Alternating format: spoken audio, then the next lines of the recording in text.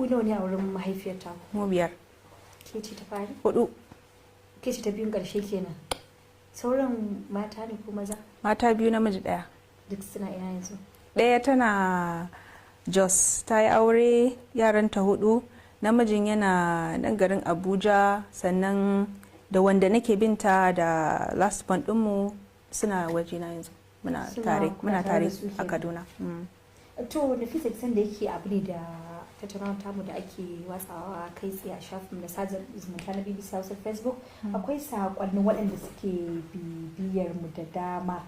Kamar Yusuf Hassan yake cewa to Nafisa Allah kawo miji na gari da dake mata batun aure. Amin. Kuma Shehu Muhammad ya ce Allah gafarta ma mahaifiyarki sai nake zama gama maganar ta. Amin. Sai kuma ya Haya Aliyu ya ce to wannan dai sako yana ga sako ne bai kamata mu karanta shi ba, ya kamata dai masu bibiyan mu su san irin sakonnin da za su rika aiko mana. Suna magana akan yanayin shiga ki da wannan kuma dole a gyara. Sun ce ba mayafi haka dai kisan mutane. Wai menene? Kisan sakonni kwa da irin ra'ayin shi to ba lalle sai mu irin kamar ki dinga saka mayafi kin fito Bahaushiya, Hausawa, Musulma kin fito ana ganin ki ba mayafi to irin dai haka dai sakonnin nasu. To sai kuma wacce to fatan alkhairi a ga ta ce ikon Allah. To ai abun ne na gani abu ne na dariya, shi wanda ya min tambayan nan baya tunanin babba da ni dinnan ban san bambancin hagu da dama ba, ban san abin da ya kamata in yi ba, ban san abin da bai kamata in yi ba. Duk abin da kaga dan adam yana yi ba abin da bai san cewa wannan ya kamata ba wannan bai kamata ba huruminsa ba ne. Ya bani daga ni sai ubangiji na, shi kadai ne zan iya ce zai iya tambaya ta kuma dole in ba shi amsa, amma shi ya ji da rayuwarsa in ji da tawa. Wannan tsakanin ki da yawa.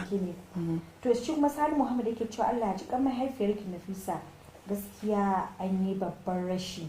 Shi kuma Nas Salihu Abdullahi yake cewa Nafisa kyakkyawar yarinya, to kin ji fa. Ita shi wannan sako ya miki daɗi. Shi kuma wannan Lukman Muhammad Abdullahi shi kuma daga Nijar yake ta cewa yana kallon wannan tattaunawa da muke yi da ke kai tsaye. Sannan kuma shi kuma Sani Ilyas ya ce wai wa zaki aura? Kai shi zan aura. To ba kai kaji kai ne angon kenan da muke ta bibiyar mu ji ko wane ne shi.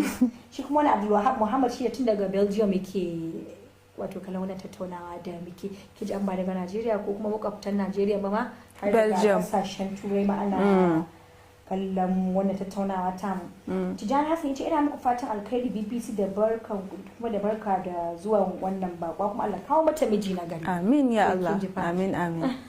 Wannan sakonnin masu sauraro kenan. Zainab Muhammad Talaki ta ce Allah taimaka Nafisa. Amin nagode. Allah ya bada sa'a kenan. Amin. To kamar